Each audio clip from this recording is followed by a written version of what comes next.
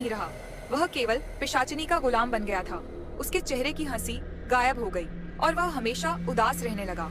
मुक्ति की अंतिम आशा एक रात पिशाचिनी ने विक्रम को एक बहुत ही क्रूर और अनैतिक कार्य करने का आदेश दिया। विक्रम अब और नहीं सह सकता था। उसने निश्चय किया कि मरना मंजूर है, पर अब और पाप नहीं करेगा। उसी रात उसने हिम्मत जुटाकर जंगल में एक प्राचीन और खंडित शिव मंदिर की ओर दौड़ लगाई।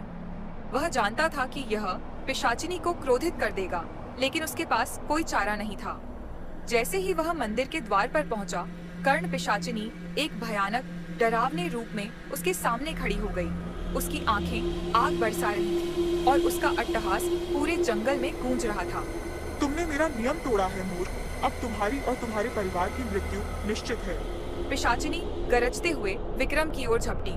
माँ काली का आगमन। विक्रम ने आंखें बंद कर ली और टूटे हुए दिल से चिल्लाया, हे माँ काली, महाकाली, मेरी रक्षा करो।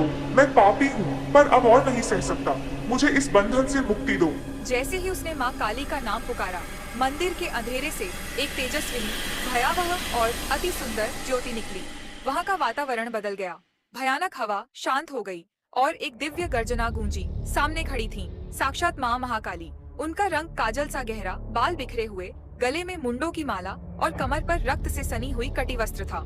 उनके हाथों में खड्ग, तलवार चमक रही थी और उनकी आंखों से असीम शक्ति और क्रोध बरस रहा था। माँ काली के पैरों के नीचे स्वयं महादेव लेटे थे, जो उनकी शक्ति के संतुलन को दर्शा रहे थे।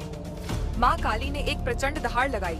रे दुष्ट पिशाचिनी, तूने मेरे भक्त को कष्ट दिया है। इस तामसिक शक्ति का अंत अब निश्चित है। पिशाचिनी, जो क्षण भर पहले इतनी शक्तिशाली थी, माँ काली के तेज के सामने एक तिनके के समान लगी। वह डर से चीख उठी और भागने का प्रयास करने लगी, लेकिन माँ के सामने भागना असंभव था। माँ काली ने अपने खड्ग से एक ही वार में उस कर्ण पिशाचिनी के बंधन और उसके अभिमान को खंड खंड कर दिया।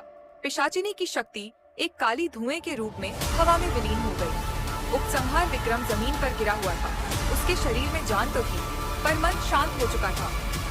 माँ काली ने उसे स्नेह भरी दृष्टि से देखा और कहा, उठो वत्स, लालच से की गई साधना का अंत हमेशा बुरा होता है। मैंने तुम्हें क्षमा किया, पर अब धर्म के मार्ग पर चलना।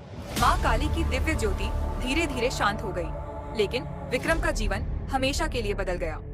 उसने उस दिन से भौतिक सुखों की इच्छा छोड़ दी और अपना सारा जीवन धर्म और सेवा के कार्यों में लगा दिया। कर्ण पिशाचिनी का भय चला गया था और अब उसके जीवन में केवल माँ काली की कृपा और प्रकाश था।